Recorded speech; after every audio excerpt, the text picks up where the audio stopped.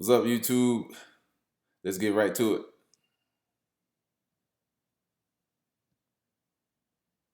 And they are moving fast. The average rate for a 30-year fixed loan jumping to 5.53%. That is the highest level since 2009, increases across the board, making many wonder if the refinancing boom is coming to an end. In the first quarter, lenders issued 859 billion in mortgages. That is a 25% decline from 2021. Joining us right now is the CEO of Marcus and Millichap, Hassam Naji. Hassam, great to see you. Thanks so much for being here. Good morning. Thanks. How would you characterize this market here? What's going on? Well, the rapid rise in interest rates is causing a lot of concern, especially in the housing market. Affordability is already a challenge. Nationwide, prices for homes are up 36% since the pandemic began, so since the end of 2019. We have some metros like Phoenix, Austin, Atlanta, where home prices have increased 50% since the onset of the pandemic. That's not sustainable. Put on top of that, the higher interest rates, which came very quickly in the last few months, and of course, affordability gets even more challenged. We're seeing a lot of people opt for renting apartments. The demand for apartment rentals was already very strong. It's getting even stronger. Apartment rent growth for the first quarter, year over year, almost 18% nationwide. Yeah. And so investment dollars are coming into commercial real estate, especially apartments, self-storage, hospitality. All those segments are doing very well or recovering pretty quickly. Do you think prices keep going up? How sustainable is that? And talk a little about the movement that you're seeing within the country. Because I know some people, as a result of COVID, they may have bought a house in the country. They may be changing the way they're approaching things. How does that play into this, the regional migration?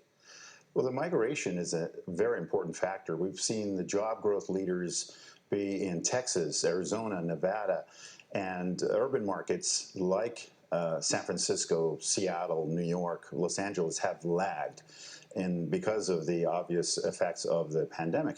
Now what we're seeing is a bit of a slowdown in the hottest markets where the migration was happening. Florida, by the way, is another area, of course, where there's a lot of business and personal migration. Now we're seeing the urban markets start to kick back in. So job growth in places like San Francisco, Boston, New York, LA is just starting to come back when those other markets are slowing.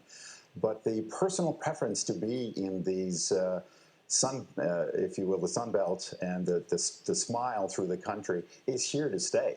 Those trends were happening prior to the pandemic, and they became even more profound because of the pandemic. Mm-hmm. Yeah, I was going to say, I mean, everyone knows the mantra in real estate, location, location, location, right? So that means there's strength somewhere, even if we do have a real estate pullback in prices. So what are you seeing? My commercial real estate contacts are telling me that self-storage is a place to be. You're talking about apartments. I live in Nashville. There's 20 high-rises going up at this point, cranes dotting the landscape. What are the things you're seeing, capital flows? What regions are the strongest as we look as investors to maybe deploy capital ourselves? Beds and sheds. Beds and sheds, right? Yeah, that's exactly right. I'm talking about real estate. They're telling me it's beds and sheds. Well, the dynamics are very different between for sale housing and commercial real estate. We're seeing lots of capital demand for commercial real estate.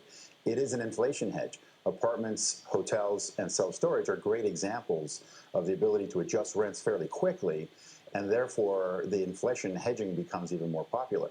But even with some of the longer-term lease property types like single-tenant net lease, fast food restaurants, drugstores, a lot of those have leases coming up or shorter-term leases. And the safety of the long-term lease of a corporate tenant is also a very big magnet for aging baby boomers who just want a low management intensive yield, and they can still lock in interest rates at a fairly low rate. Let's remember that 3% or even a 3.5% or 4% yield on a 10-year treasury is not high interest rate by historical standards. We're going back to where we were in 2018, 2017 on the interest rate front. But it's coming fast, and that's where the market is having to recalibrate and adjust fairly quickly. Have you seen particularly retail chains abandon sites in major cities because of the shoplifting problem? You know, you've seen isolated instances of Walgreens, say, in San Francisco, but is that becoming a bigger issue, you think, nationwide? A lot of our clients have reported issues. It's been going on now for some time, but it's not really changing their strategies. They know that at some point things will get better. Even in urban markets, we're seeing a lot of improvement, including people coming back to rent apartments. I mean, look at New York City. Look at what's happened in San Francisco. People are coming back gradually, and they want the hybrid work environment.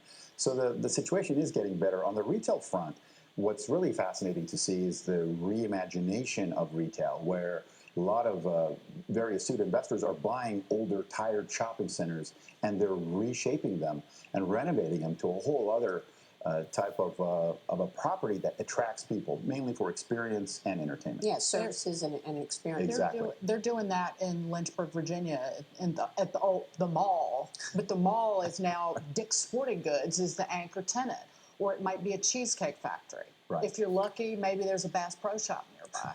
But it's again taking Right. existing real estate and recreating the shopping area. I was at a retreat with a lot of our clients just a couple of actually weeks ago, and one of the key factors for them is replacement cost. They're still looking at buying deals. They're still looking at locking in their interest rates, even though it's higher than it was 6 months ago. When they look at replacement costs, the cost of land, the cost of labor, the cost of materials, the current pricing on commercial real estate is very well supported by very high replacement costs, and it's getting harder to build. So there's a finite amount of real estate to work with. Did you say you think home prices are going to stay elevated? Do you think they go up from here? I don't think we're in a bubble where we see a 15-20% crash, but it is already slowing, Maria. And I see a period of slowing home prices, maybe some declines in some of the hottest metros, but not because we overbuilt, not because we over-leveraged. Lenders actually stayed fairly disciplined in this last run, so we don't have a systemic problem like 08, 09 that would lead to a big crash. Yeah. But I see a slowdown coming on the housing front. Hassan, it's great to get your insights. Thank you. It's so nice to be with you. Thanks for having me. Great. Well, there you have it. Again, mortgage rates are at an all-time high, and prices are slowly coming down. So it's just a wait to see from here.